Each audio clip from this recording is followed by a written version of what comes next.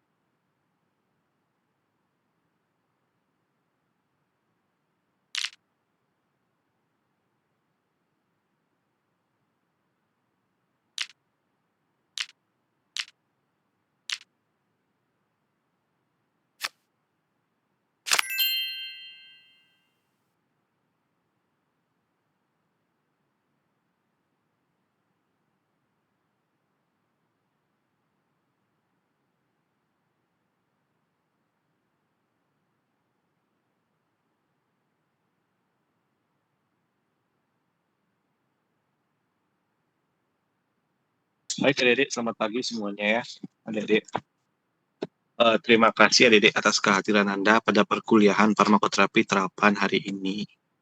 Adik-adik, perkuliahan hari ini kita akan membahas materi mengenai hipertensi, kemudian gagal ginjal, dan terakhir adalah anemia. Nah, untuk itu saya kemarin sudah memberikan kasus adik-adik ya kepada kalian. Saya harap telah dikerjakan kasusnya ya. Nah, ke kasus ini adik-adik, nanti kita bisa melihat ya sedikit gambaran mengenai hipertensi, gagal ginjal, dan juga anemia. Nah, untuk itu adik-adik, mempersingkat waktu adik-adik, maka saya akan menunjuk adik-adik dua kelompok dari kelas A dan kelas B. Ya. Silakan kelompok dari kelas A dan kelompok kelas B untuk melakukan presentasi kasus yang telah saya berikan kepada Anda. Ya. Saya persilakan waktunya, Dede. Jadi kita presentasi dulu ya, selesaikan presentasi kalian. Nanti terakhir baru kita adakan diskusi dan pembahasan mengenai kasus tersebut. Baik, saya persilakan kepada adik-adik yang mendapatkan tugas presentasi. Silakan waktunya. Selamat pagi Pak, saya izin share screen Pak ya.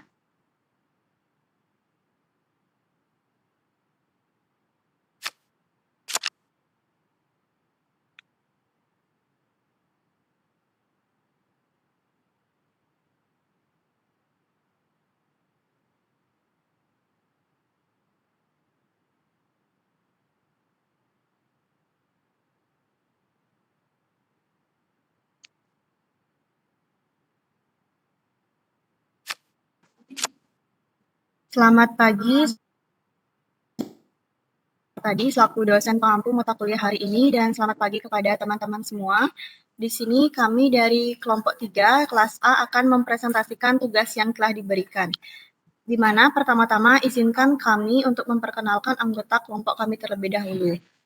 Di sini anggota kelompok kami terdiri dari NIM akhir 11 sampai dengan NIM akhir 15.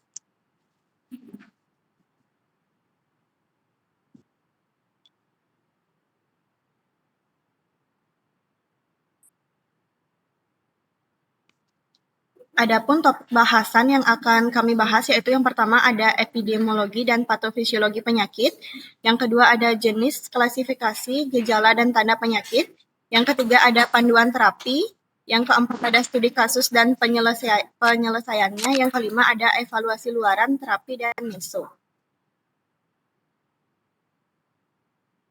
Baik, yang pertama akan dijelaskan oleh teman saya.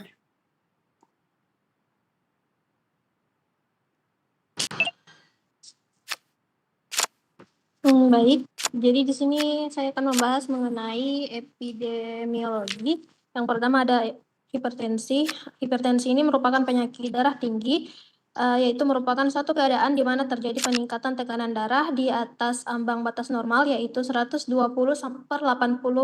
mmHg, di mana hipertensi itu ketika darah sistolik dikatakan hipertensi ketika tekanan darah sistolik mencapai 140 mmHg atau lebih, atau tekanan darah diastolik mencapai 80 mmHg atau lebih.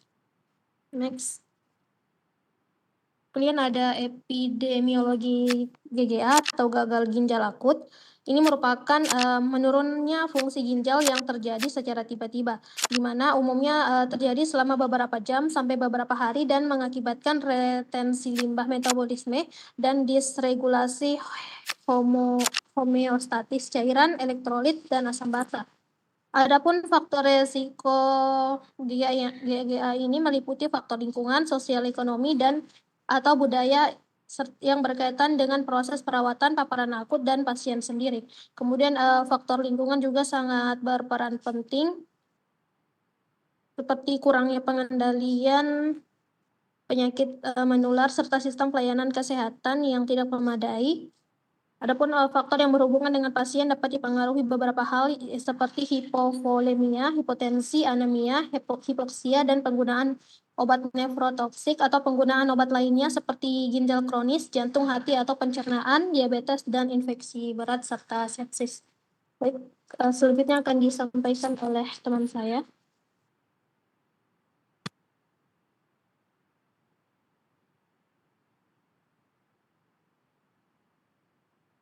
Yang selanjutnya yaitu edema adalah akumulasi abnormal kelebihan cairan dalam ruang jaringan intraseluler, paling sering terjadi pada bagian tubuh yang menggantung seperti kaki dan pergelangan kaki.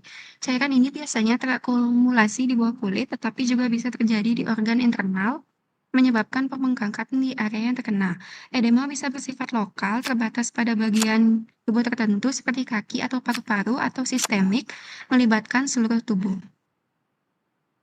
Selanjutnya anemia. Anemia adalah kondisi di mana jumlah sel darah merah atau konsentrasi hemoglobin dalam darah berada di bawah batas normal yang mengakibatkan penurunan kapasitas darah untuk mengangkut oksigen.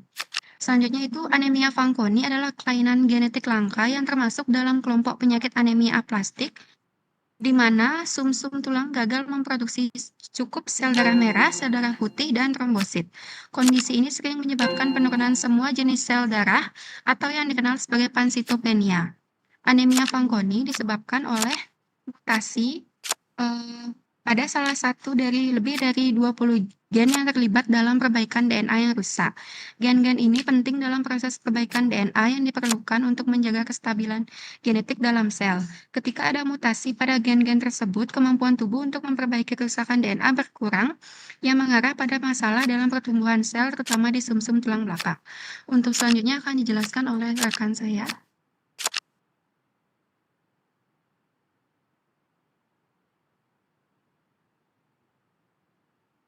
Baik, kita masuk pada poin yang kedua, yaitu jenis, klasifikasi, dan gejala dan tanda.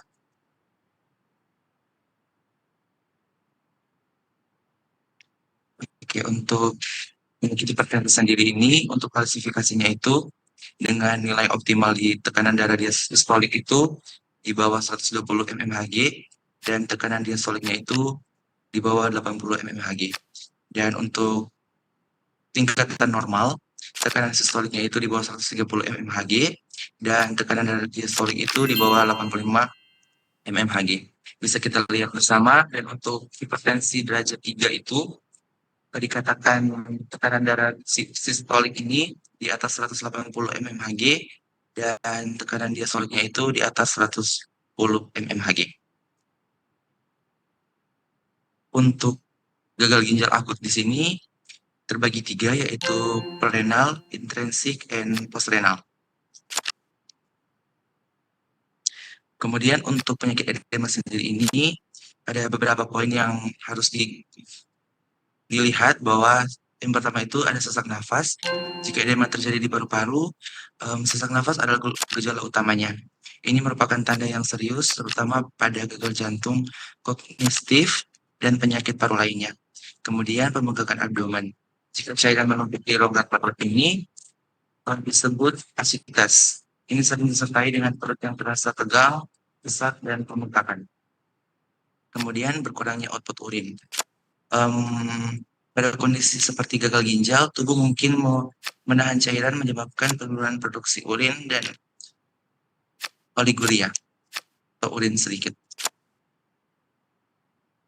Untuk penyakit anemia sendiri, penyakit gejala anemia ini bervariasi tergantung pada tingkat keparahan dan jenis anemia yang sendiri. Tetapi pada umumnya anemia menyebabkan penurunan kemampuan darah untuk mengangkut oksigen. Ini akan mengarah pada berbagai gejala yang terkait dengan kurangnya oksigen jaringan tubuh. Untuk gejala umum anemia sendiri itu biasanya ada kelelahan, pucat, sesak napas, pusing atau sakit kepala, tangan dan kaki dingin, denyut jantung cepat dan tidak beraturan. Selanjutnya dijelaskan oleh teman saya. Oh, baik. Nah, selanjutnya ada panduan terapi.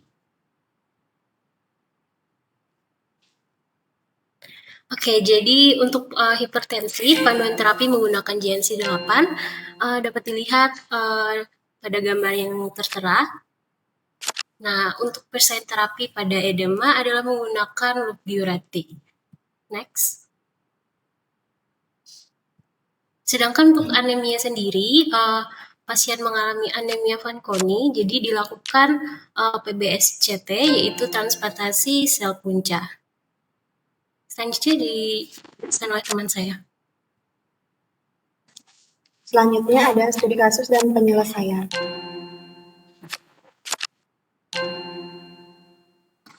Di sini nama pasien yaitu WSM dengan umur 11 tahun di mana tinggi badan yaitu 130 cm dan berat badan 20 kg. Di mana diagnosis dari kasus ini yaitu edema, pleural effusion, dan ascites, di mana riwayat pasien masuk rumah sakit pada tanggal 18 September 2024, masuk dari IGD dan dipindahkan ke ranah medik di tanggal yang sama. Kemudian riwayat penyakit terdahulu dari pasien yaitu Fanconi anemia post second PBSCT dan hipertensi yang diinduksi pemberian kortikosteroid. Kemudian adapun keluhan dari pasien yaitu bengkak pada kaki dan tangan, kemudian di pagi hari mengeluh sesak nafas dan sakit seluruh badan dan pusing. Kemudian terapi yang diberikan yaitu yang pertama ada amlodipin dengan aturan pakai 1 kali 5 mg per oral diberikan pada tanggal 18 sampai 21 September. Kemudian ada hidralazin dengan dosis 1,4 mg per kilogram BB per hari per oral diberikan selama 4 hari. Kemudian ada siklosporin dengan dosis 9 mg per kilogram BB per hari per oral diberikan selama 4 hari. Kemudian ada fluconazole dengan dosis 1 kali 150 mg per oral diberikan hanya pada tanggal 18 September. Kemudian ada antasida dengan dosis 2 kali 1 tablet per oral diberikan hanya pada tanggal 18 September. Kemudian ada omeprazole dengan dosis 2 kali 40 mg intravena diberikan selama 4 hari. Dan yang terakhir ada HCT dengan dosis 2 kali 25 mg intravena diberikan selama 4 hari. Kemudian ada problem medis dari kasus ini. Yang pertama itu ada Fanconi anemia post second PBSCT. Yang kedua ada hipertensi. Yang ketiga ada gagal ginjal akut. Yang keempat ada edema. Kemudian yang kelima ada pleural effusion. Yang keenam ada ascites. Dan yang terakhir ada GI problem Fanconi anemia. Baik, yang selanjutnya akan dijelaskan oleh teman saya.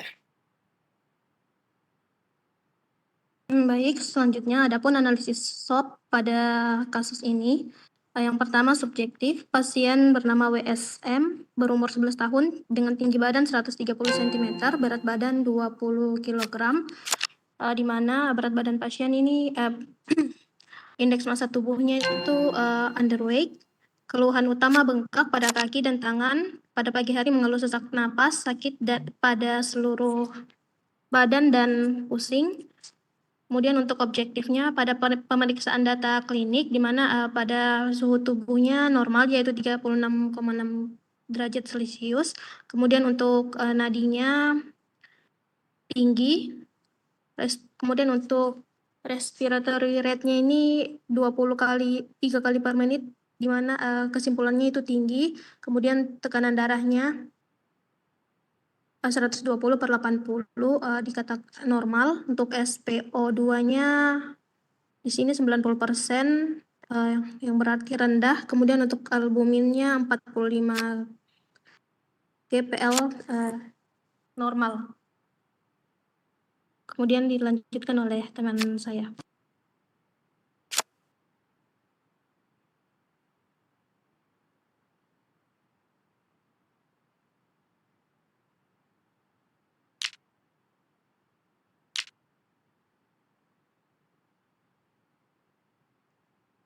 Adapun untuk asesmen pada kasus ini, di mana pasien menderita gagal ginjal akut, di mana kondisi ditandai dengan kondisi menurunnya fungsi ginjal yang terjadi secara tiba-tiba, umumnya terjadi selama beberapa jam sampai beberapa hari dan mengakibatkan retensi limbah, metabolisme, dan homeostatis cairan, elektrolit, dan asam basa.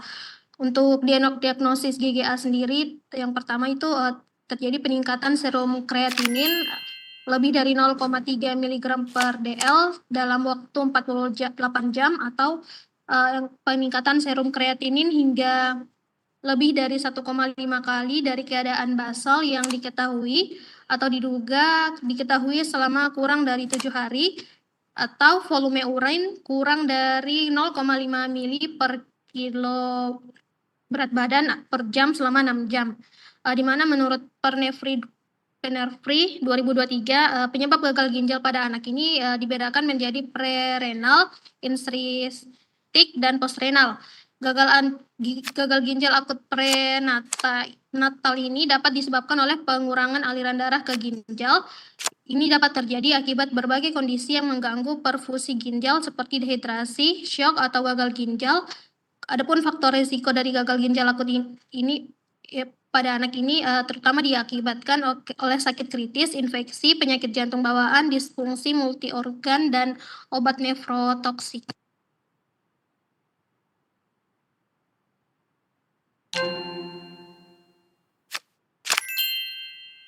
Selanjutnya akan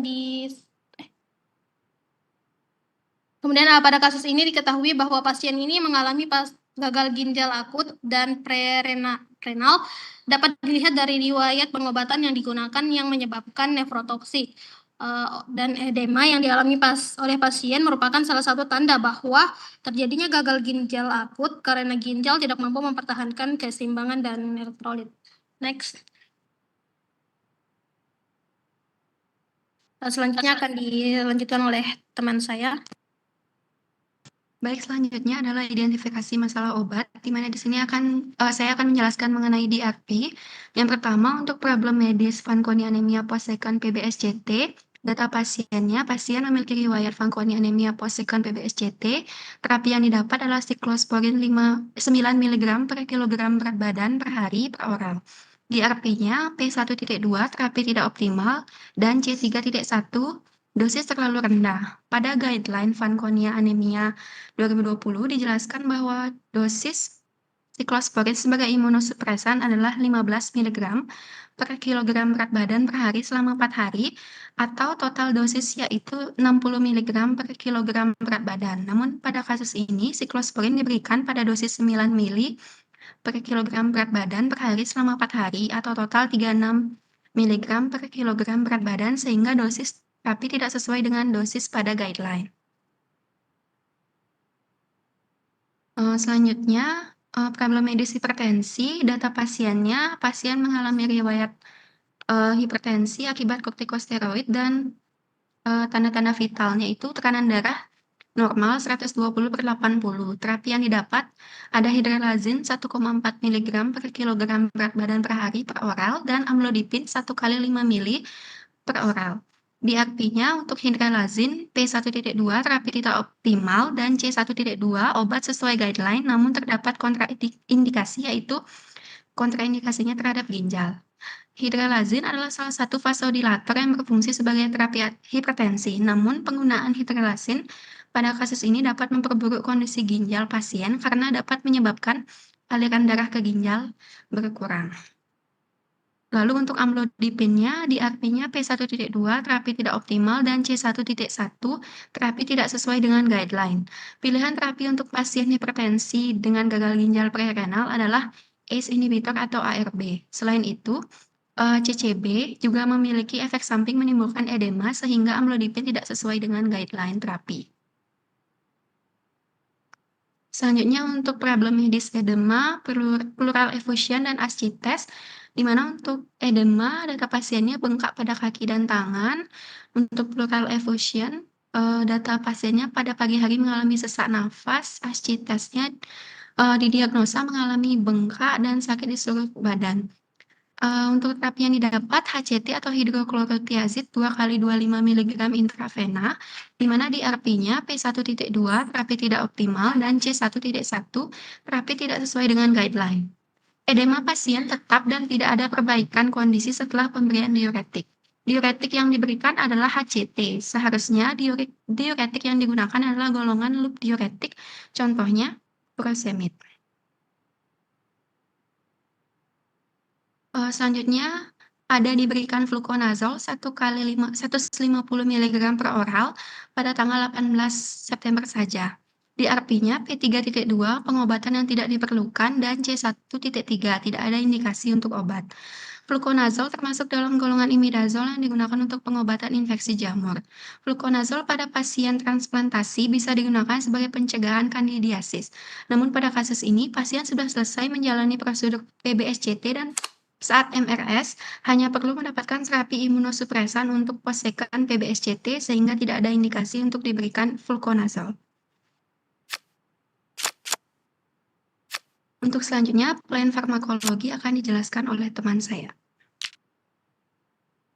Oke, baik. Setelah dilakukan asesmen, maka dilakukan untuk plan. Yang pertama, plan farmakologi.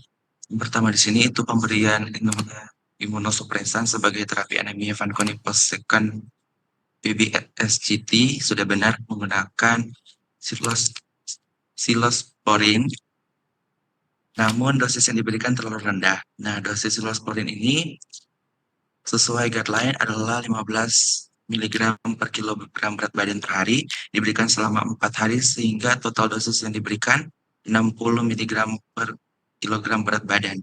Dosis harian untuk pasien pada kasus ini yang memiliki berat badan 20 kg adalah 300 mg per kilogram berat badan per hari.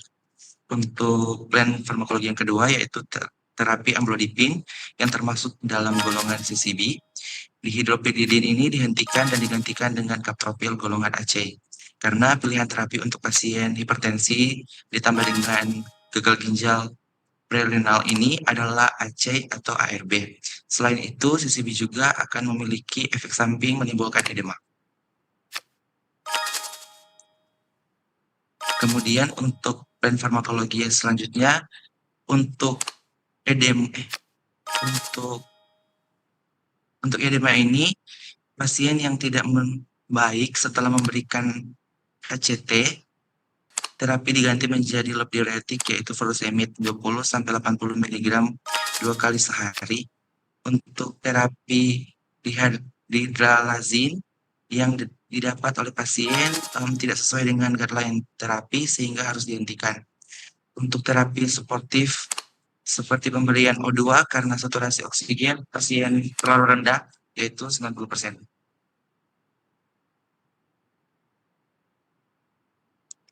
Kemudian untuk plan farmakologi yang selanjutnya yaitu gastrointestinal problem akibat Fanconi anemia post-second PBSCT dapat diberikan terapi first line golongan PPI seperti omeprazol 30 mg 1 kali sehari, sedangkan untuk antasidannya ini pemberiannya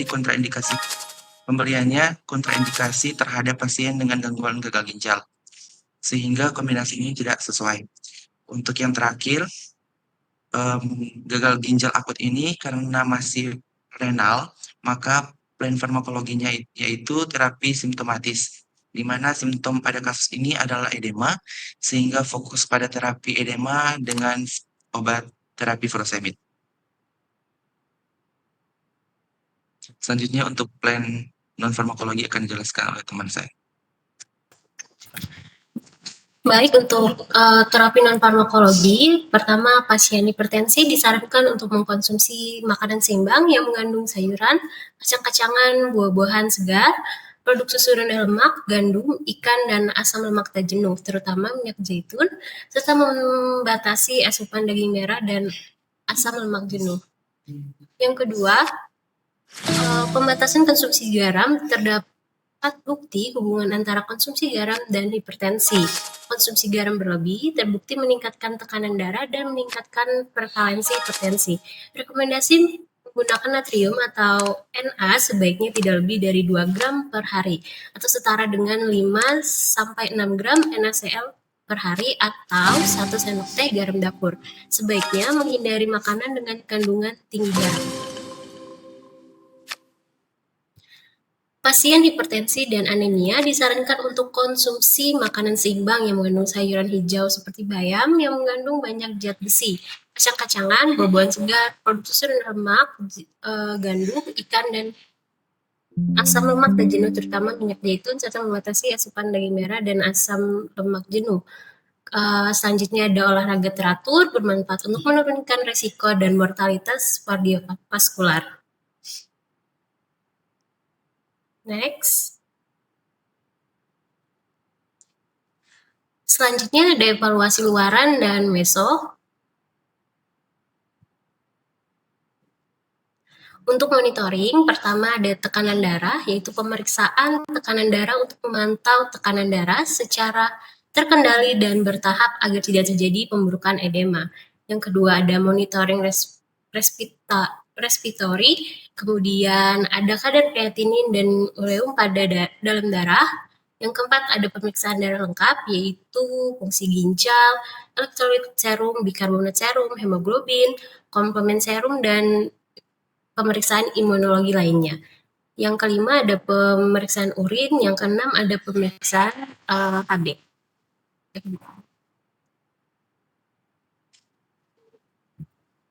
Monitoring efek samping obat atau meso, yang pertama untuk kaptropil yaitu batuk kering dan hiperkalemia. Yang kedua ada furosemid yaitu hiperurisemia, mual muntah, diare, dan mulut kering. Yang ketiga ada siklosporin, hipertensi nephrotoxic, anemia, mual muntah. Dan terakhir ada omeprazol, hipomagnesia, defisiensi vitamin B12, vertigo, dan mual muntah.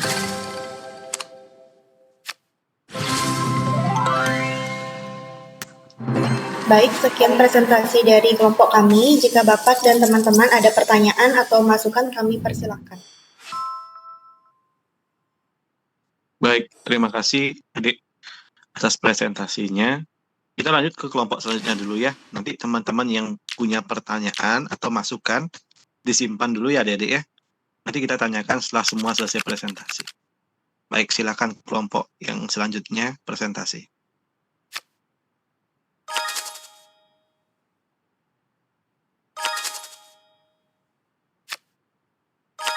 Adik-adik yang lain, tolong nanti diperhatikan adik-adik ya, apakah ada perbedaan antara presentasi dari kelompok yang pertama dengan kedua. Silakan.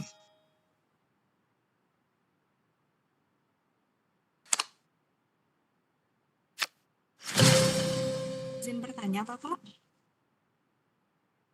Oke, baik, silakan. Untuk presentasi dari kelompok 3B, apakah dari awal atau SOAP aja, Bapak? Gimana, Dek?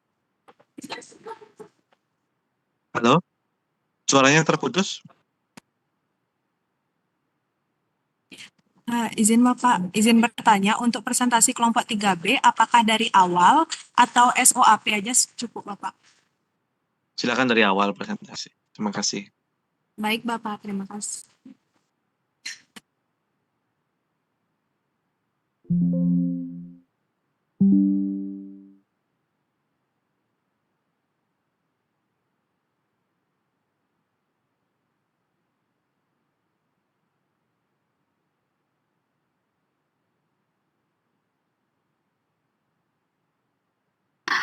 Selamat pagi Bapak Martadi dan teman-teman semuanya. Jadi perkenalkan kami dari kelompok 3 akan mempresentasikan studi kasus terkait renal, hipertensi, dan anemia. Dan ada pun anggota dari kelompok 3B yaitu ada dengan NIM 71, Suci NIM 72, Desi NIM 73, Florencia NIM 74, dan Trinama Dewi NIM 75.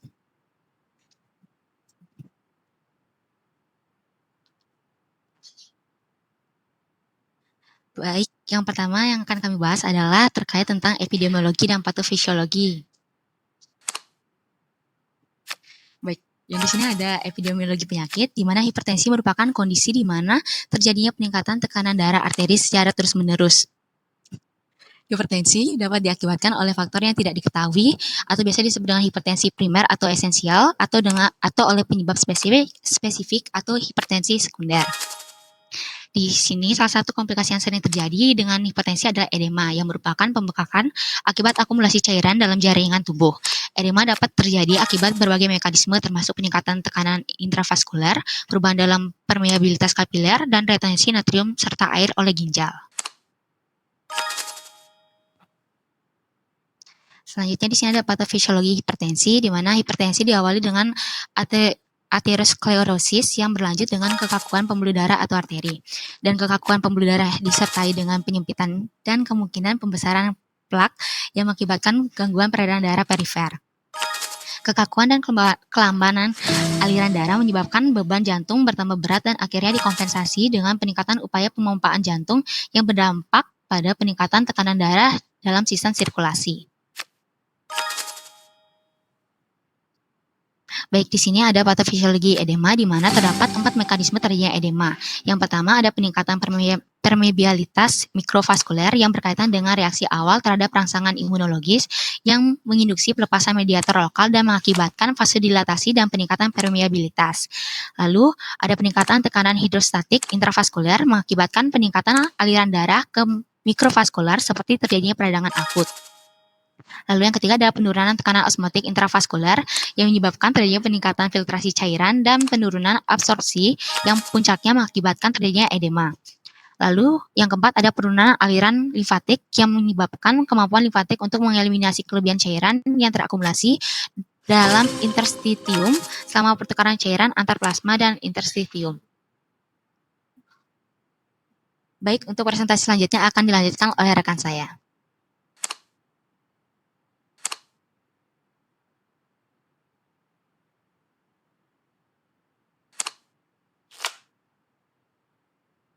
Baik, selanjutnya untuk klasifikasi penyakit hipertensi berdasarkan penyebabnya, yaitu ada hipertensi primer dan hipertensi sekunder. Kemudian berdasarkan bentuknya, hipertensi dibedakan menjadi 3, yaitu golongan hipertensi sistolik, hipertensi diastolik, dan hipertensi campuran. Dan berdasarkan gejalanya dibedakan menjadi 2, yaitu hipertensi benigna dan hipertensi maligna. Adapun gejala dari penyakit hipertensi yaitu sering sakit kepala, gangguan penglihatan, mual dan muntah, nyeri dada, sesak nafas, bercak darah di mata dan muka merah, serta rasa pusing dan mimisan.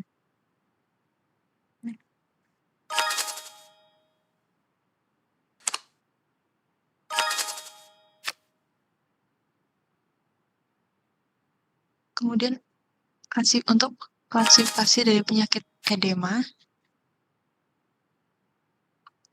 yang pertama, edema berdasarkan lokasinya dibagi menjadi edema terlokalisir dan generalisata. Sedangkan berdasarkan penekanannya pada kulit, dibagi menjadi edema pitting dan non-pitting. Dan berdasarkan letak penumpukan cairannya, edema dikelompokkan ke dalam beberapa jenis, yaitu edema perifer, edema pedal, limfaedema, edema paru-paru, edema cerebral, dan edema makula. Adapun gejala penyakit edema yaitu pembengkakan atau bengkak pada jaringan tepat di bawah kulit, terutama di kaki atau lengan. Kulit melar dan berkilau, memiliki lesung pipit.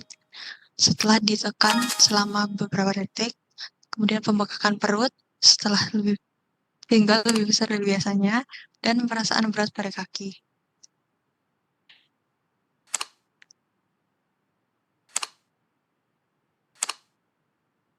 Selanjutnya, saya akan melanjutkan pembahasan terkait dengan data klinik laboratorium.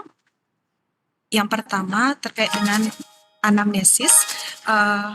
Pada tahap ini yang dilakukan yang pertama untuk memastikan identitas dari pasien itu sudah lengkap. Yang kedua, menanyakan riwayat penyakit. Yang ketiga, menanyakan riwayat pengobatan. Yang keempat, menanyakan riwayat makanan yang dikonsumsi. Yang kelima, menanyakan riwayat keluarga. Yang keenam, menanyakan pola hidup. Dan yang terakhir, yaitu menanyakan keluhan utama yang dirasakan pasien saat ini. Adapun pemeriksaan next. Adapun pemeriksaan fisik yang dilakukan, yang pertama yaitu untuk pemeriksaan tanah vitalnya. Berdasarkan kasus sudah disediakan untuk pemeriksaan tanah vital ini dilakukan dengan pemeriksaan suhu tubuh, yaitu rentang normalnya 36 sampai 37,5, lalu ada denyut nadi 80 sampai 100 kali per menit, lalu ada laju pernapasan 18 sampai 20 kali, untuk tekanan darah itu kurang dari 140/90, lalu untuk saturasi oksigennya lebih dari 92%.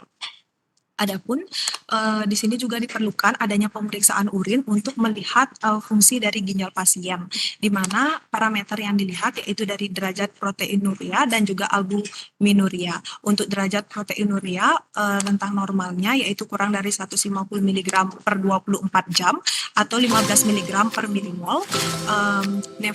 Pada kondisi nefritik yaitu 150 sampai 3000 mg per 24 jam atau 12 sampai 300 mg per milimol. Dan kondisi nefrotik yaitu lebih dari 3.500 mg per 24 jam atau lebih dari 350 mg per milimol. Adapun untuk parameter albuminuria itu pada rentang normalnya yaitu kurang dari 30 mg per hari, pada kondisi mikroalbuminuria yaitu 30 sampai 300 mg per hari, dan untuk kondisi makroalbuminuria yaitu lebih dari 300 mg per hari.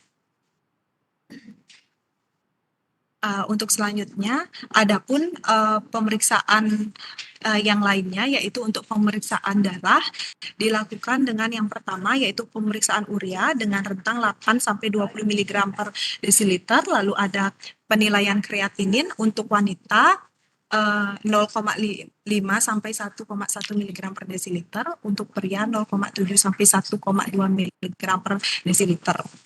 Adapun untuk parameter albumin serum itu 34 sampai 54 gram per liter. Adapun untuk pemeriksaan peptida natrium fosfat atau BNP pada pasien sudah terlihat di sini untuk rentang normalnya sesuai dengan umur dari pasien. Lalu ada pemeriksaan bilirubin, untuk bilirubin totalnya 0,3 sampai 1 mg per desiliter, untuk bilirubin direct yaitu para rentang normalnya 0,1 sampai 0,3 mg per desiliter, untuk indirect 0,2 sampai 0,7 mg per desiliter. Untuk pemeriksaan alkali fosfat yaitu 44 sampai 147 ISU per liter. Lalu ada pemeriksaan terakhir yaitu transaminase yaitu 10 sampai 40. Adapun pemeriksaan penunjang lainnya yang digunakan yaitu menggunakan röntgen dada, lalu yang kedua USG abdomen, dan yang terakhir adalah ekokardiografi. Untuk presentasi selanjutnya akan dijelaskan oleh rekan saya.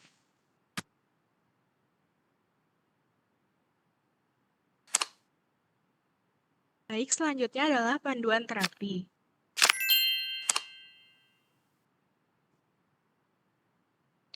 Di mana untuk terapi antihipertensi yang diberikan harus mengikuti aturan berjenjang, dimulai dengan satu jenis obat yang dosis rendah dan ditingkatkan secara bertahap hingga mencapai efek terapeutik atau muncul efek samping. Kemudian obat kedua boleh diberikan tetapi dianjurkan menggunakan obat yang memiliki mekanisme kerja yang berbeda.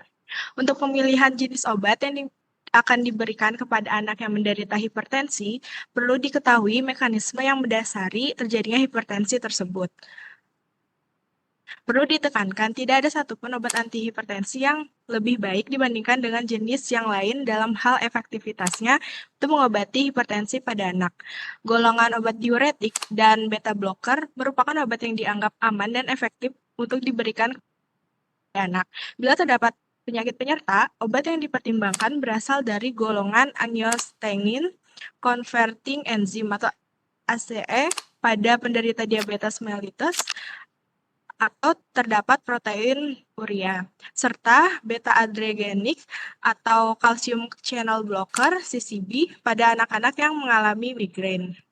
Kemudian, untuk hipertensi yang disebabkan oleh glomerulonefritis akut pasca streptococcus, pemberian diuretik merupakan pilihan utama. Berikut ini merupakan pendekatan untuk tata laksana terapi hipertensi pada anak-anak menurut Kemenkes RI.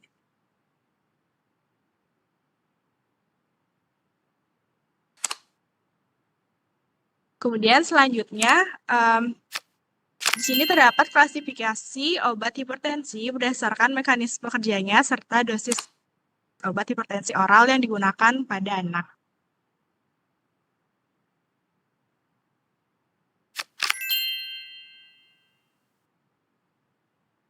Untuk selanjutnya akan disampaikan oleh teman saya.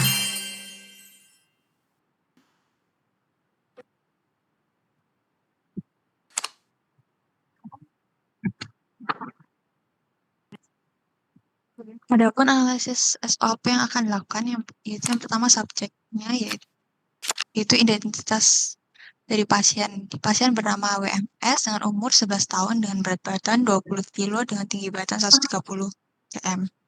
Adapun data subjektif yang didapatkan dari kasus yang diberikan yaitu pertama, pasien mengalami bengkak pada kaki dan tangan, kemudian sesak nafas dan sakit pada seluruh badan serta pusing. Kemudian riwayat penyakit dari pasien yaitu mengalami Fanconi anemia dan hipertensi yang diinduksi pemberian kortikosteroid.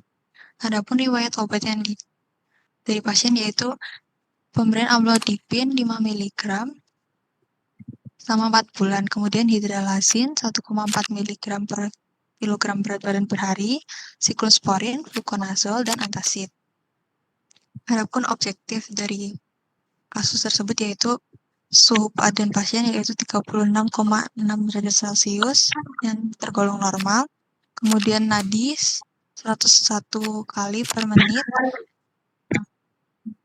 kemudian laju respirasi 3 kali per menit, kemudian tekanan darah yaitu 120 per 80 mmHg dengan SpO2-nya 90% serta albumin 45 gram per liter.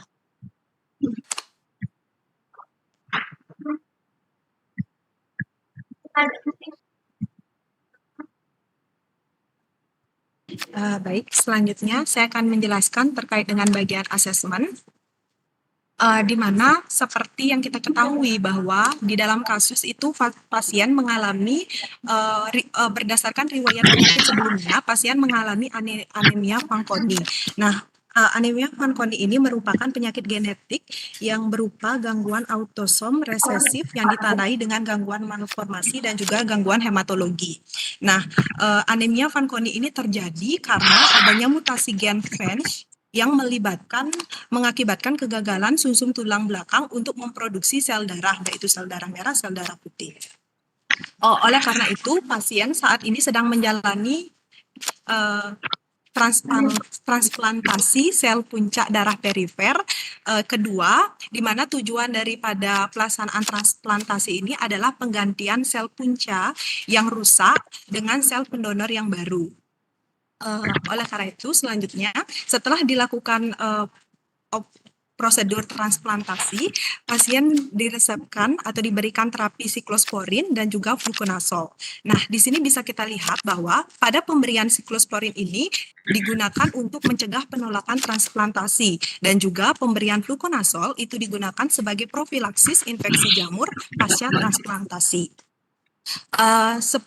Berdasarkan literatur yang didapatkan bahwa penggunaan dari siklosporin ini dikombinasikan dengan pemberian kortikosteroid.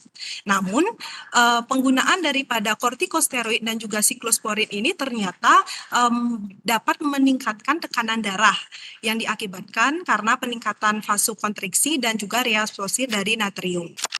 Oleh karena itu, dokter meresepkan pemberian antihipertensi kepada pasien dengan obat yang diberikan yaitu amlodipin dan hidralazin. Ternyata setelah dilakukan penyelusuran, penggunaan obat amlodipin dan juga hidralazin ini dapat mengakibatkan edema atau penumpukan cairan, baik itu di bagian ekstremitas atas atau bawah. Oleh karena itu, dari kesimpulan asesmen ini kami menyimpulkan bahwa hal yang mendasari terjadinya edema pada pasien ini karena kesalahan dari pemberian obat, terutama dalam pemberian amlodipin dan juga hidralazin itu sendiri. Untuk selanjutnya, next. Selanjutnya, terkait dengan pemberian riwayat obat pada pasien, yaitu pasien diresepkan amlodipin, hidralazin, siklosporin, fluconazole, dan antacid. Seperti yang diketahui bahwa penggunaan amlodipin itu digunakan sebagai antihipertensi. Namun kita ketahui bahwa ternyata dia memberikan efek samping edema pada pasien. Lalu pada pemberian hidralazin sebagai hipertensi dengan mekanisme vasodilator arteriol, ternyata dia memberikan efek samping terutama spesifik pada edema paru. Lalu siklosporin merupakan profilaksis organ rejection yang biasanya dikombinasikan dengan penggunaan kortikosteroid. Namun ternyata efek samping dari siklosporin ini dapat mengakibatkan hipertensi. Lalu ada pemberian fluconazole, itu merupakan profilaksis kandidiasis pasca transplantasi. Untuk efek sampingnya yaitu sakit perut, mual, dan juga muntah. Lalu ada pemberian antacid yang digunakan untuk mengatasi gangguan lambung, namun efek sampingnya ada konstipasi dan hiperkalsemia. Setelah dilakukan pengecekan terkait dengan interaksi obat, ternyata pemberian fluconazole yang dikombinasikan dengan siklosporin, fluconazole yang dikombinasikan dengan amlodipin, dan juga amlodipin yang dikombinasikan dengan siklosporin, itu ternyata meningkatkan kadar amlodipin di dalam darah, sehingga nantinya ketika kadar amlodipin di dalam darah itu tinggi, maka efek dari edema tersebut akan semakin besar berpotensi terjadi pada pasien. Lalu yang kedua adalah terkait dengan interaksi amlodipin dan juga siklosporin. Pemberian kedua obat ini ternyata meningkatkan efek penurunan tekanan darah. Nah, di sini perlu diperhatikan teman-teman bahwa ketika tekanan darah itu meningkat, penurunan tekanan darah itu meningkat secara spesifik, ini perlu diperhatikan karena ditakutkan akan terjadinya hipotensi. Untuk pembahasan selanjutnya akan dilanjutkan dengan rekan saya.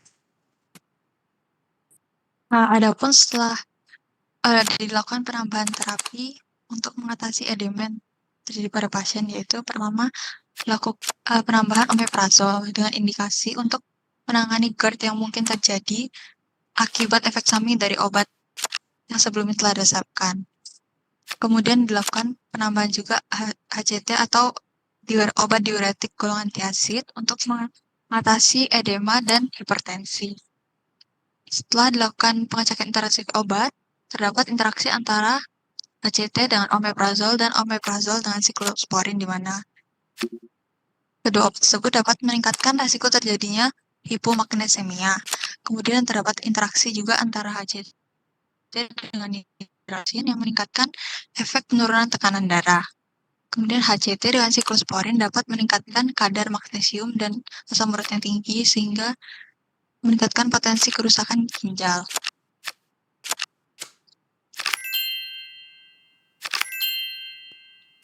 Baik, selanjutnya adalah identifikasi kondisi terkini pasien, di mana berdasarkan kasus, kondisi terkini pasien ini setelah pengobatan yaitu mengeluh karena mengalami bengkak pada kaki, sesak nafas, sakit pada seluruh badan, dan pusing.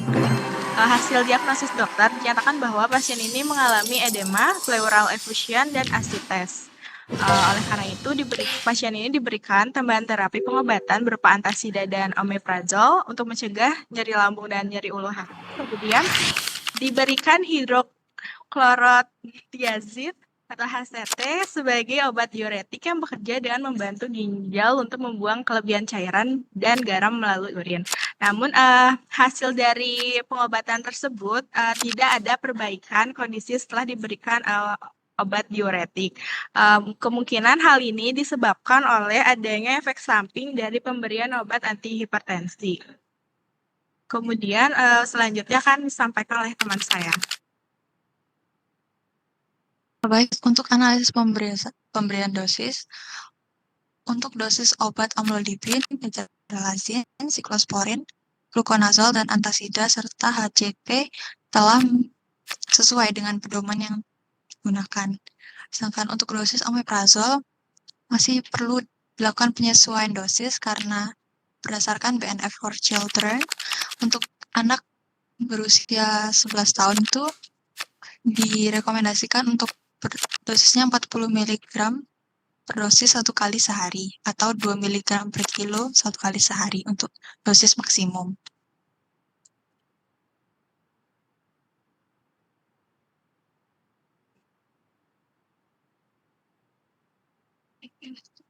Kemudian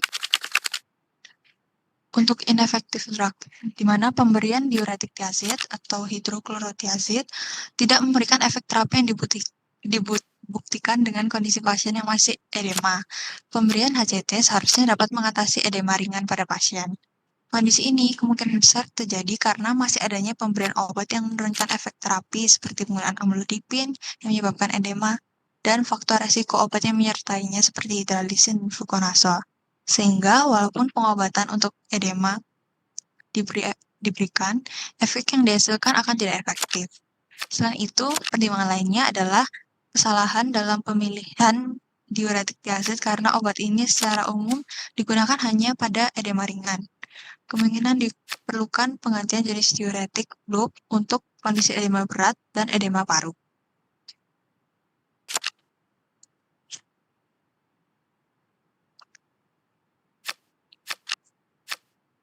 Baik, selanjutnya itu terkait dengan terapi farmakologi. Saya izin menjelaskan dengan device teman saya karena ada masalah koneksi Megapak. Yang pertama yaitu terkait dengan penghentian terapi amlodipin dan juga hidralazin.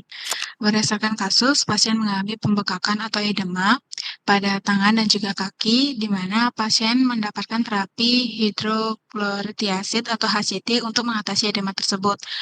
Namun, pemberian diuretik tiazid ini tidak efektif dalam mengurangi edema yang terjadi.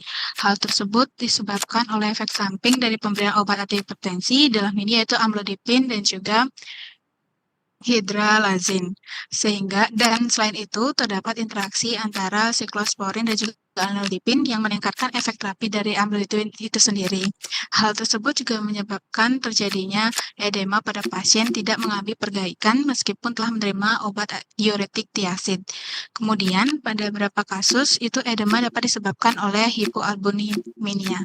Nah, namun pada hasil pemeriksaan laboratorium, itu menunjukkan bahwa kadar albumin berada pada rentang normal, sehingga dapat disimpulkan bahwa edema yang terjadi pada pasien itu tidak disebabkan oleh hipoalbuminemia.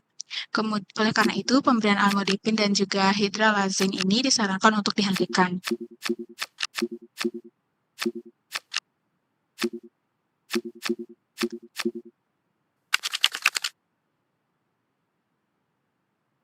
Yang selanjutnya yaitu penggantian HCT dengan furosemid.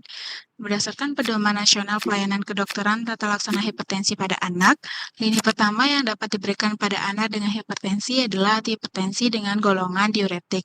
Selain sebagai hipertensi, golongan diuretik ini juga berfungsi untuk mengatasi edema. Sebelumnya, pasien telah mendapatkan obat HCT yang termasuk dalam diuretik tiazid. Namun, pasien masih mengalami edema setelah pemberian HCT. Selain itu, siklosporin dan juga HCT itu menimbulkan interaksi yang dapat meningkatkan toksisitas satu sama lain melalui sinergis farmakodinamik. Pasien direkomendasikan untuk mengganti terapi HCT menjadi furosemid. HCT itu memiliki efek diureutik yang lebih lemah dibandingkan dengan diuretik loop seperti furosemid, sehingga umumnya itu digunakan untuk edema ringan. Jenis diuretik loop itu direkomendasikan untuk kondisi edema berat dan juga edema paru. Oleh karena itu, pemilihan furosemid menjadi pilihan yang lebih baik untuk mengatasi edema yang lebih berat dan juga kompleks.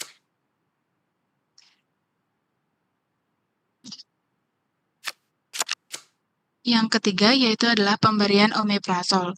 Pemberian omeprazol pada resep itu perlu dilanjutkan karena pasien masih menggunakan obat siklosporin dan juga fluconazole yang dapat menimbulkan efek samping berupa gangguan pada lambung. Namun ada penyesuaian dosis yang perlu dilakukan yaitu dengan memberikan dosisnya itu sebesar 40 mg secara intravena per hari. Oke, ini belum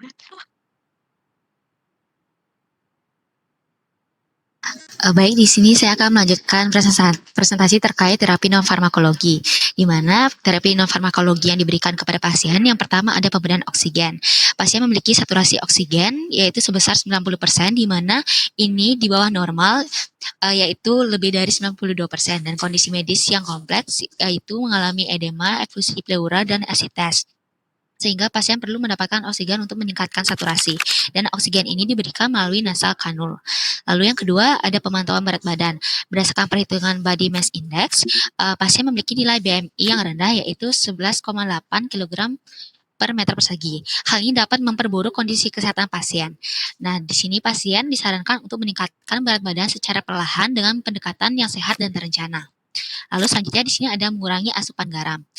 Diet rendah garam yang dikomunikasikan dengan buah dan sayuran serta diet rendah lemak menunjukkan hasil yang baik untuk menurunkan tekanan darah pada anak. Lalu yang keempat adalah olahraga secara teratur. Di sini olahraga teratur akan menurunkan tekanan darah dengan cara meningkatkan aliran darah, mengurangi kadar kolesterol dalam darah, dan mengurangi stres. Next.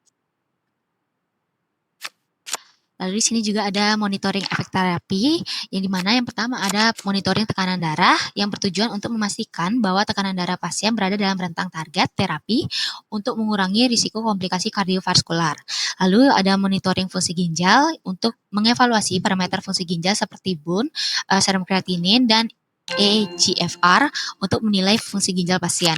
Lalu ada monitoring gangguan elektrolit untuk menjamin keseimbangan elektrolit dan menghindari efek samping serius yang berhubungan dengan gangguan elektrolit.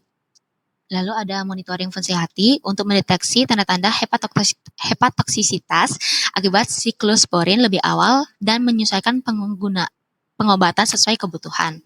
Lalu ada monitoring tanda retensi cairan yang bertujuan untuk menilai efektivitas diuretik dan mencegah komplikasi serius akibat akumulasi cairan. Baik, yang selanjutnya di sini ada evaluasi terapi dan efek samping. Di sini evaluasi luaran terapi, monitoring terapi pada pasien melibatkan pengawasan rutin terhadap tekanan darah, fungsi ginjal, dan keseimbangan elektrolit. Dan tekanan darah harus berada dalam rentang target untuk mencegah komplikasi kardiovaskular, sementara evaluasi parameter fungsi ginjal seperti BUN, serum kreatinin, dan eGFR penting untuk memastikan ginjal berfungsi dengan baik. Selain itu, dilakukan pemantauan kadar natrium, kalium, dan kalsium untuk menjaga keseimbangan elektrolit dan menghindari kondisi berbahaya yang dapat mempengaruhi kesehatan pasien. Baik, presentasi selanjutnya akan dilanjutkan oleh rekan saya. Baik, selanjutnya saya akan melanjutkan terkait dengan efek samping obat, di mana terkait dengan efek samping dari terapi obat seperti hipotensi yang dapat menyebabkan pusing atau simptom perlu diwaspadai. Lalu perlu adanya monitoring fungsi hati untuk mendeteksi hepatotoksisitas akibat dari siklosporin. Lalu terkait dengan tanda-tanda retensi cairan seperti peningkatan berat badan mendadak, edema, atau kesulitan bernafas harus diidentifikasi untuk mengevaluasi efektivitas dari diuretik. Nah, jika ditemukan tanda retensi cairan, maka diperlukan penyesuaian dosis diuretik atau terapi tambahan yang mungkin diperlukan untuk mengatasi permasalahan ini. Next. Berikut merupakan daftar pustaka yang digunakan dalam kelompok kami. Sekian dari kelompok kami. Untuk selanjutnya, jika ada teman-teman yang ingin bertanya, saya persilakan.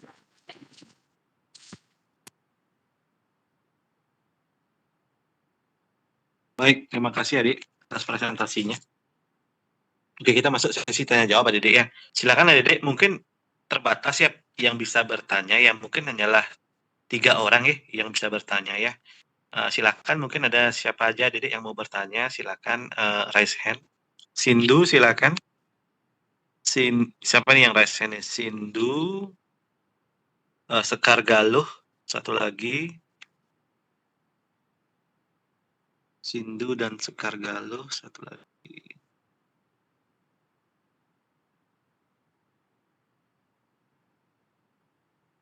Ya, tampaknya 2 orang aja yang resen. Silakan mungkin Sindu duluan terlebih dahulu. Oh, baik. Baik, terima kasih atas kesempatannya. Di sini saya izin bertanya kepada kelompok 3A ya. Pada slide yang dipresentasikan tadi ada ditampilkan terkait dengan algoritma terapi berupa bagan seperti itu. Tetapi saya melihat algoritma terapi yang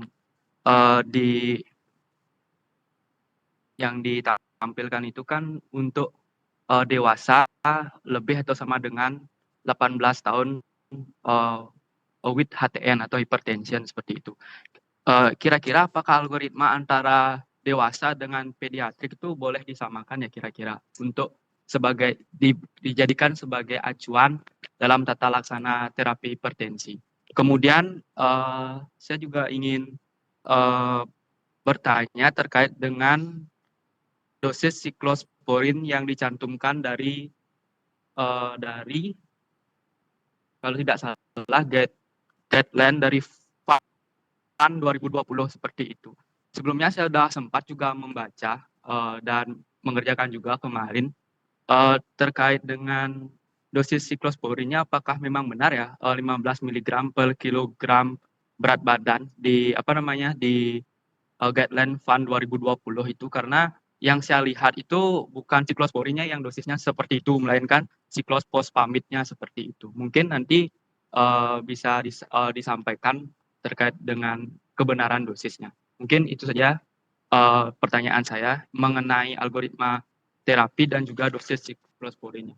Terima kasih. Sindu bertanya pada kelompok yang berapa, Sindu? Yang apa? Saya bertanya kepada kelompok 3A, Pak. 3A, baik. Terima kasih, Sindu. Terima kasih, Pak. Adik-adik kelompok 3A, adik-adik sudah clear pertanyaannya? Izin Sudah menjawab, jelas Pak. pertanyaannya, Sudah, Pak. adik-adik? Di kelompok Sudah, Pak. pertanyaan Sindu untuk adik dari kelompok 3A? Sudah jelas, Pak. Coba diulang pertanyaan Sindu. Pertanyaan Silakan. pertama mengenai guideline untuk terapi hipertensi pada anak itu yang kami tampilkan kan terapi yang untuk dewasa. Nah, untuk pertanyaan Sindu itu apakah dosis untuk anaknya itu sama dan acuan guideline apa yang dipakai. Kemudian pertanyaan yang kedua mengenai dosis siklosporin di guideline yang kita gunakan itu hanya ada dosis siklosphamid. Apakah benar dosis siklosporinnya 15 mg per kilogram berat badan per hari? Begitu pertanyaan dari Sindu, Pak. Baik. Baik, terima kasih. Silakan adik didiskusikan ya. Kita masuk ke penanya kedua dari Saudari Galuh Safitri. Terima Silakan kasih adik Galuh. Bapak. Selamat pagi, terima kasih Bapak atas waktunya. Izin bertanya, saya ingin bertanya kepada kelompok 3A. Baik, silakan. Pertanyaannya, untuk presentasinya tadi terkait problem medis itu menampilkan gagal ginjal akut. Sedangkan tadi presentasinya di asesmennya untuk tegak diagnosa gagal ginjal akut itu perlu melihat peningkatan nilai kreatinin dan volume urin.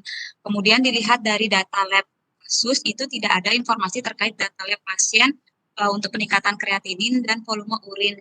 Jadi pertanyaan saya, dari mana dapat diagnosa gagal ginjal akutnya? Terima kasih. Baik, terima kasih pertanyaannya. Adik kelompok 3A, apakah sudah jelas pertanyaannya? Sudah, Pak. Bisa diulang, silakan. Untuk pertanyaan dari Kak Vivi itu, pada kelompok kami menjelaskan bahwa problem medisnya itu GGA atau gagal ginjal akut, sedangkan pada kasus tidak ada data mengenai serum kreatinin, BUN atau data ginjal lainnya. Dari mana kita dapat melakukan tegak diagnosa bahwa pasien ini mengalami GGA? Begitu pertanyaannya, Pak. Baik, terima kasih. Silakan didiskusikan ya, sambil kita menunggu pertanyaan lainnya. Baik, silakan ada yang bertanya lagi, Dede. 1 pertanyaan lagi.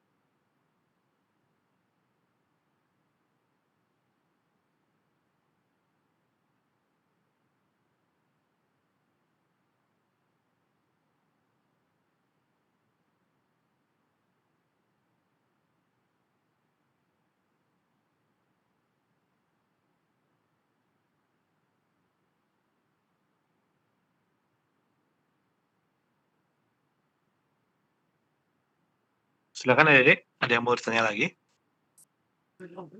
Oh iya, baik Pak. Kami dari kelompok 3A izin menjawab pertanyaan dari Sindu yang pertama, yaitu Oke, tentang baik, silakan. guideline yang digunakan itu pada orang dewasa dan anak itu apakah sama atau berbeda. Untuk dosis terapi hipertensi untuk dewasa dan anak ini mungkin akan berbeda dengan menggunakan berat badan. Namun pada pemilihan dosis kelompok kami ini sudah dengan menghitung berat badan dan termasuk juga pada rentang dosis terapi. Untuk pasien anak sendiri ini maupun dewasa yang baru mendapat terapi awal diberikan low dosis terapi. Kami juga dapat sumber dari PNPK, Pedoman Nasional Pelayanan Kedokteran Tata Laksana Hipertensi pada Anak, tahun 2021. Obat yang diberikan itu sebagai antihipertensi harus mengikuti aturan yang berjenjang. Step up, dimulai dengan satu macam obat pada dosis terendah, kemudian ditingkatkan secara bertahap sehingga mencapai efek terapeutik atau munculnya efek samping atau bila dosis maksimal telah tercapai. Itu untuk untuk jawaban dari Sindu yang pertama. Bagaimana Sindu? Tanggapan Sindu? Oh, baik. Berarti dari teman-teman sendiri kira-kira menggunakan guideline yang mana gitu? Dari PNPK atau karena di algoritma terapi yang berupa bagan, apa menggunakan algoritma terapi yang berupa bagan itu yang teman-teman gunakan seperti itu. Karena yang dicantumkan itu kan yang algoritma terapi, tapi algoritma terapi pada kasus hipertensi usia dewasa seperti itu. Mungkin mohon konfirmasinya teman-teman.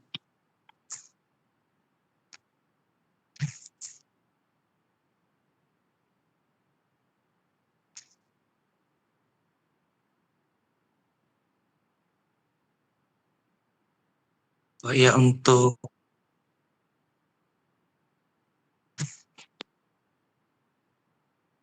dari kelompok kami menggunakan algoritma dari JNC, dan untuk pertanyaan dari sini itu kami pakai untuk menambahkan argumen kami bahwa dosis pada anak dan dewasa itu berbeda, tapi guideline-nya itu sama. Oke, baik. Kemudian terkait dengan dosis siklosporin, pertanyaan saya yang kedua tadi, apakah itu dosis siklosporin atau siklosfosfamid ya? Gitu.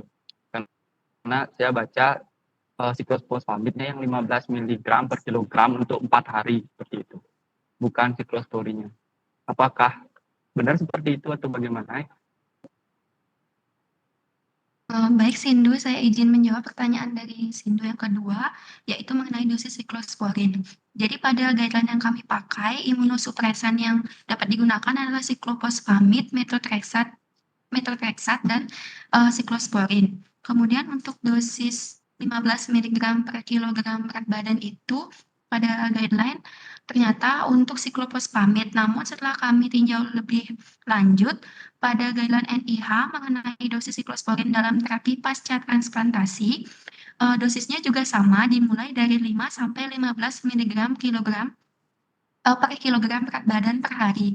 Jadi menurut kami dosis yang kami sampaikan itu masih termasuk dalam rentang dosis terapi untuk siklosporin pasca transplantasi. Begitu Sindu, apakah bisa diterima?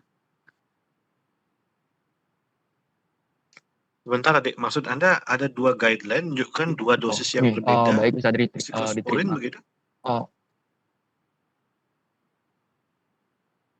Seperti ini mungkin Pak, karena saya sempat membaca guideline juga yang digunakan oleh teman-teman dari FAN itu Pak, bahwa saya lihat di siklosporin itu kan tidak ada dosisnya di guideline tersebut Pak. Sementara yang 15 mg per kilogram berat badan selama 4 hari itu dosis siklofosfamidnya Pak, seperti itu. Itu karena saya berpikir apakah teman-teman mencantumkan siklus fosfamidnya atau siklosporinnya gitu. Apakah ada kekeliruan pencatatan seperti itu yang saya tanyakan. Sementara dari teman-teman sudah menjawab sih bahwa di guideline lain ada dosis siklosporin dan seperti dan memang ada yang rentangnya itu 5 sampai 15 mg per kilogram berat badan. Sementara caki yang digunakan teman-teman tuh di PAN itu bukan siklosporinnya Pak, tapi siklofosfamidnya gitu. Mungkin pandangan saya perlu digunakan sih terkait dengan cangkingnya Pak, seperti itu. Di guideline yang mana digunakan seperti itu. Baik, terima kasih. Mungkin lebih hati-hati dalam melihat panduan guideline-nya. Adik yang kelompok A, adik menggunakan panduan guideline dari mana berarti?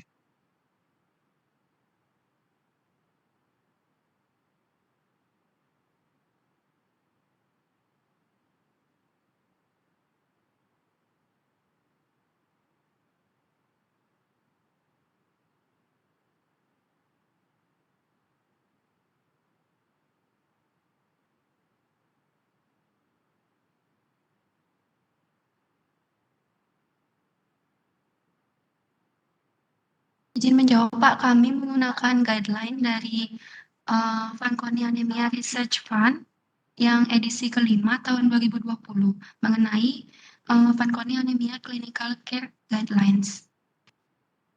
Anda menggunakan guideline dari Fanconi Anemia ya. Oke, baik. Jadi begini, terima kasih adik Sindu dan kelompok A atas atas pertanyaan dan jawaban dari pertanyaan tersebut. Oke, kita selesaikan dulu ya semua ya pertanyaannya. Baru kita nanti adakan diskusi. Silakan kepada kelompok A lagi ini dapat pertanyaan lagi. Pertanyaan kedua yang diajukan oleh Sekar tadi. Silakan. Baik Pak, saya izin menjawab pertanyaan dari Kak Vivi. Kenapa problem medisnya bisa gagal ginjal akut sedangkan di data labnya itu tidak ada terkait dengan ginjal di sini? Menurut kelompok kami, kami menduga pasien pada kasus ini mengalami gagal ginjal akut prerenal karena dapat dilihat dari riwayat pengobatan yang digunakan yang menyebabkan nefrotoksik.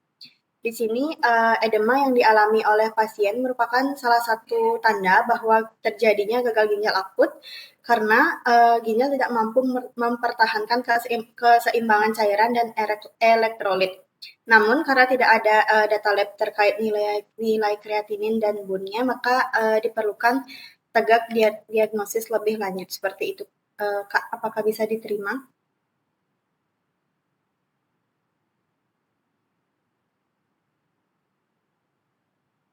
Selamat pagi. Jawabannya. Selamat pagi. Oke, selamat pagi adik, silakan. Untuk kelompok 3 tadi jawabannya memang tidak ada di data klinik dari pasiennya, tapi yang dilihat dari riwayat pengobatannya.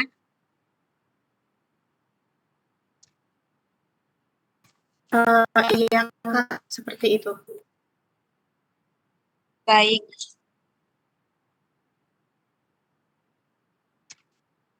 Gimana, Sekar?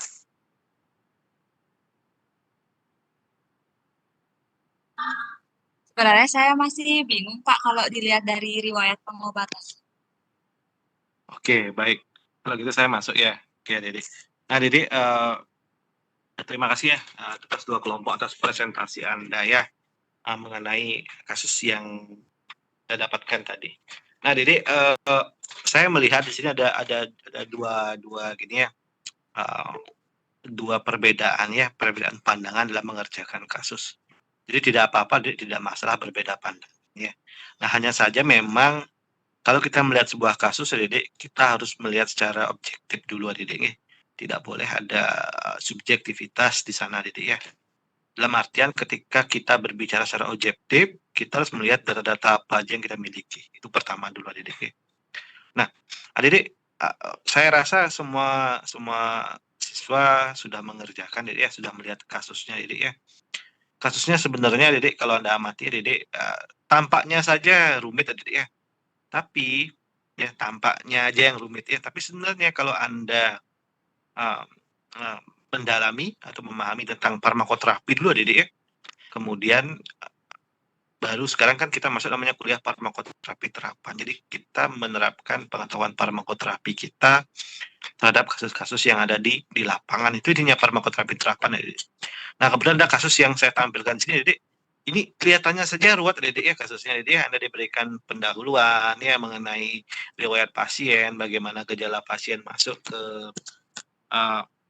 unit gawat darurat dulu, baru dirawat inap, Dede ya. Kemudian Anda diberikan ini kasus-kasus real, Dede ya, kasus real yang terjadi, yang pada dasarnya, Dede, kalau saya kasih inti dari kasus ini, Dede, Anda akan memahami, ya, Dede, yang mana yang sebenarnya yang terjadi. Nah, inti kasus ini, Dede, adalah bagaimana, Dede, efek jangka panjang penggunaan amlodipin ya, yang dapat menyebabkan efek samping terjadinya udema, Dede. Ya, ini sebenarnya inti kasusnya, Dede ya. Anda akan memahami, Dede ya, secara simpel, Dede ya.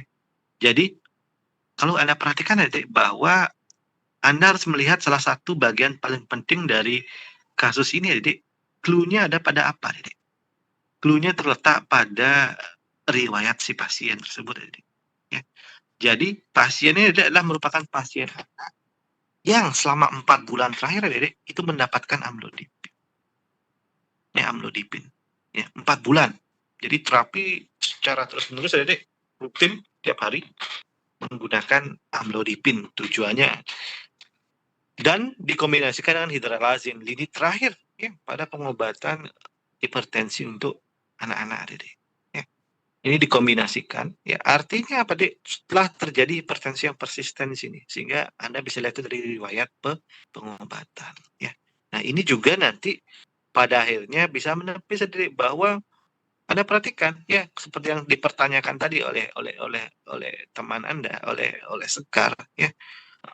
Dari data yang ditampilkan data ini, Dede, tidak ada data yang benar-benar menunjukkan pasien mengalami gagal ginjal akut. Ingat, Anda sudah lihat, saya rasa Anda sudah membaca semua ya, Dede, ya, panduan terapi dari Gedigo, Dede, ya. Untuk mendiagnosa gagal ginjal akut, Anda tidak bisa lihat dari satu parameter aja, Dede. Ada beberapa parameter yang harus Anda perhatikan. Ya, itu dulu. Ya. Anda tidak bisa melihat dari data pengamatan aja, data klinik dia ngalamin udem. Udem Anda simpulkan bahwa dia mengalami gagal ginjal akut seperti itu. Anda tidak bisa lihat dari data itu aja, sehingga Anda harus menggali data lebih lanjut lagi. Ya, jadi tidak bisa disimpulkan dulu seperti itu. Kalau kita lihat dari satu data, nah ini saya sengaja batasi datanya, jadi inilah ada data albumin aja, dan itu pun normal datanya. Ya. Nah, sehingga memang tadi saya lihat beberapa masing-masing kelompok udah menampilkan bahwa emang harus ada data klinik tambahan, ya, data laboratorium tambahan untuk bisa menggambarkan ini. Ya.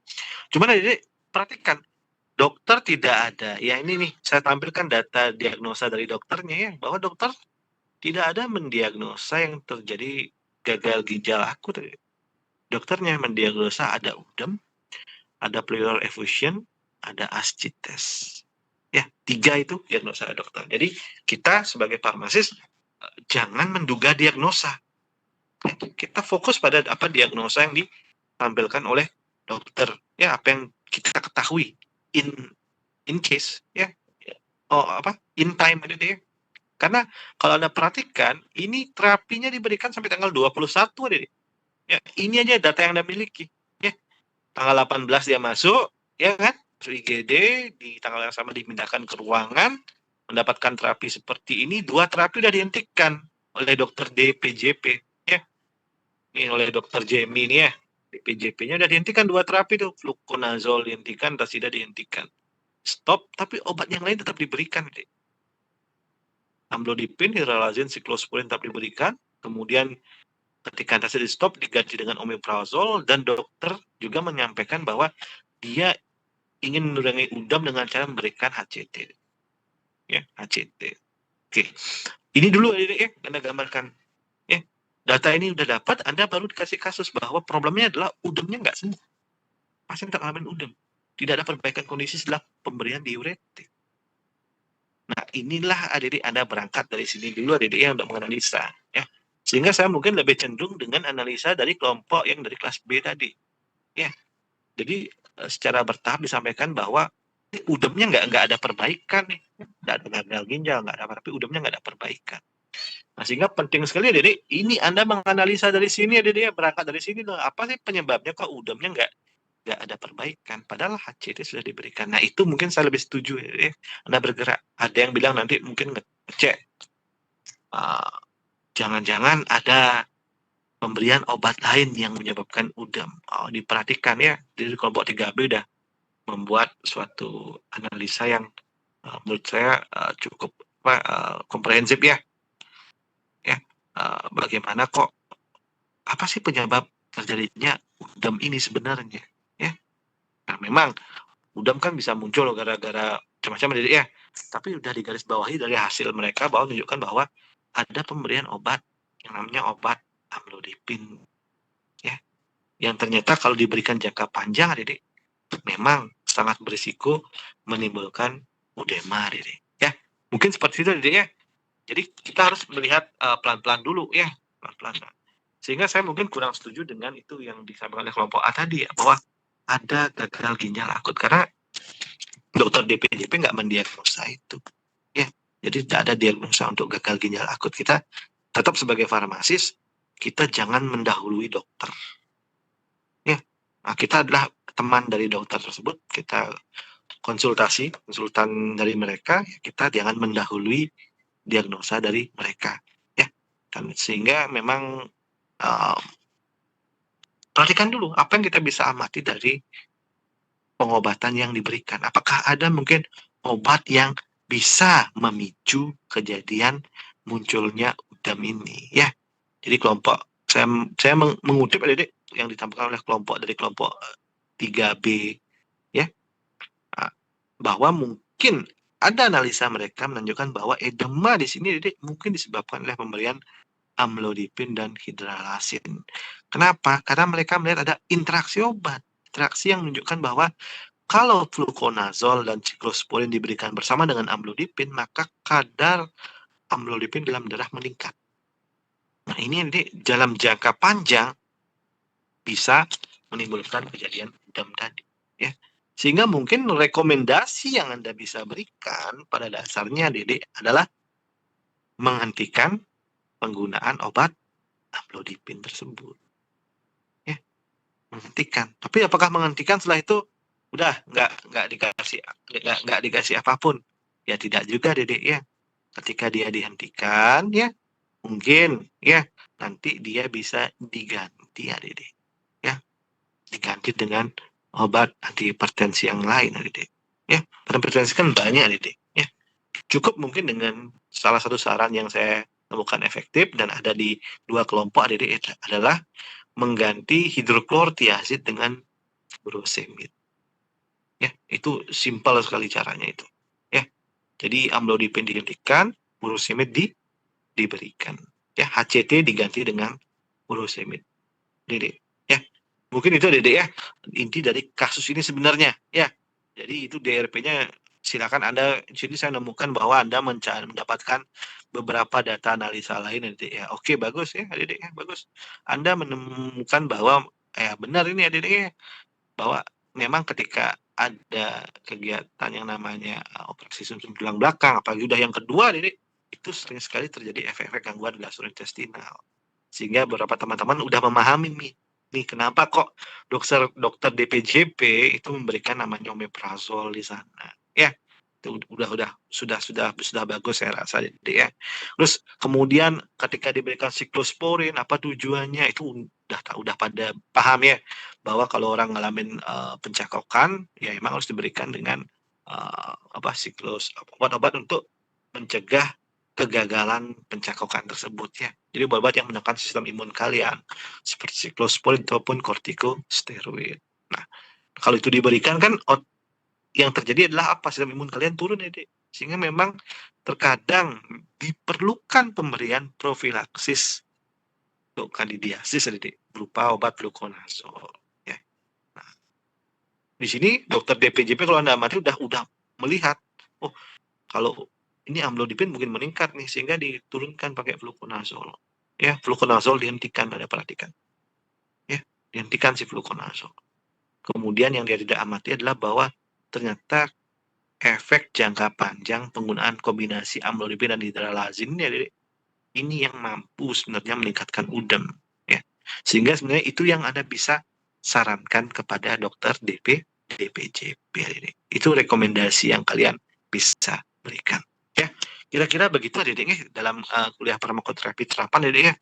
Jadi Anda tidak ada lagi yang namanya pertanyaan, Pak, apa sih fungsi dari amlodipin? Nah, ya, saya nggak akan bertanya lagi kepada kalian bagaimana mekanisme kerja amlodipin, bagaimana mekanisme kerja kalsium channel blocker, nggak akan saya tanyakan lagi kepada kalian. Ya. Saya juga akan bertanya lagi, apa perbedaan kerja HCT sama furosemid? Itu materi kuliah farmakologi dan farmakoterapi mungkin. Tapi di farmakoterapi terapan, Anda sudah mendapatkan kasus. Ini kondisi real yang terjadi di lapangan. Ini obat-obat ini adalah obat yang real terjadi di lapangan, diberikan oleh dokter di lapangan.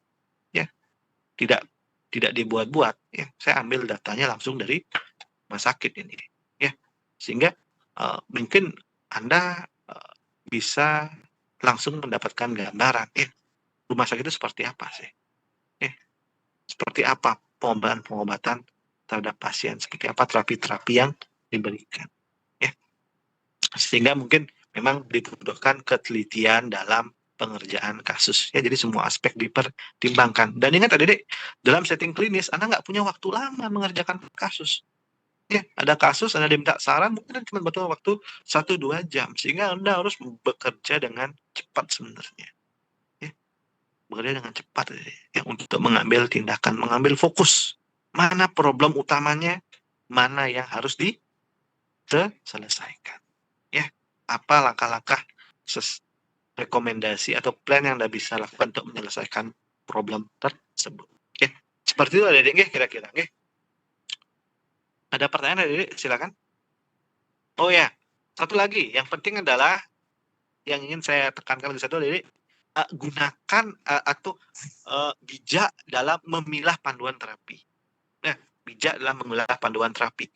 Dalam farmakoterapan adik-adik ya, Anda sudah tidak berkomunikasi dengan antar farmasi lagi, tapi Anda berkomunikasi dengan tenaga kesehatan yang lain, adik-adik.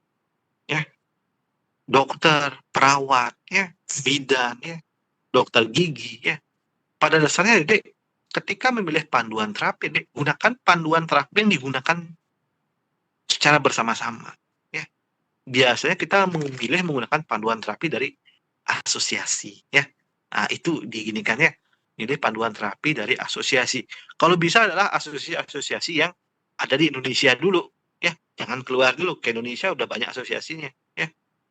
Kalau nggak ada, baru kita ambil guideline terapi dari luar, ya. Karena yang guideline terapi dari Indonesia, ya, itu mungkin mengalami sedikit modifikasi, disesuaikan dengan kondisi kita di sini, ya.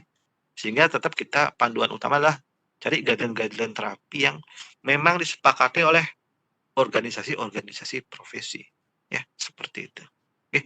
Oke. Itu adik mungkin masukan dari saya mengenai presentasi 2 kelompok mengenai kasus ini, adik ya. Saya melihat sudah positif hasil presentasinya, adik ya.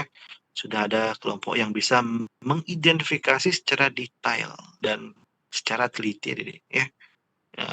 Ada juga, adik, kita mendapatkan pelajaran bahwa kita jangan mendahului diagnosa pasien. Biarkan, diagnosa dari dokter. Kita harus selaras dengan diagnosa dari dokter tersebut. Karena kita adalah partner dari dokter tersebut. Ya, gitu. Oke. Mungkin itu yang bisa saya sampaikan, adik ya, ke kuliah farmakoterapi terapan ini. Mudah-mudahan, adik, di pertemuan berikutnya kita bisa bertemu secara tatap muka, adik ya. Saya akan menjelaskan beberapa hal dulu, adik ya, mengenai bagaimana terapi-terapi ini nanti Anda kolaborasikan ketika ada di rumah sakit, adik ya.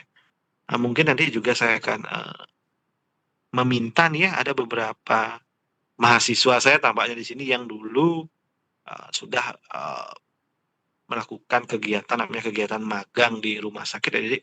nanti juga bisa berbicara sedikit ya Dede ya, mengenai bagaimana sih kegiatan bagaimana kayak realita kegiatan terapi yang ada di rumah sakit ya Dede. Baik, Dede, saya akhiri ya Dede ya pertemuan kita hari ini. Ada pertanyaan dulu, silakan. Yang Bapak izin bertanya, Ya, silakan. terkait dengan SOAP yang sudah dibuat teman-teman, apakah perlu direvisi kira-kira Bapak? Silakan Sintu, untuk SOP yang dibuat oleh teman-teman, silakan saya berikan kesempatan untuk merevisi. Nanti sisa revisinya itu digabung jadi satu folder besar ya Sintu. Jadi itu yang saya akan gunakan sebagai penilaian nanti ya. Berarti yang sebelumnya dibuat sama yang direvisi itu dipisah Pak? Atau bagaimana? Dipisah Sintu.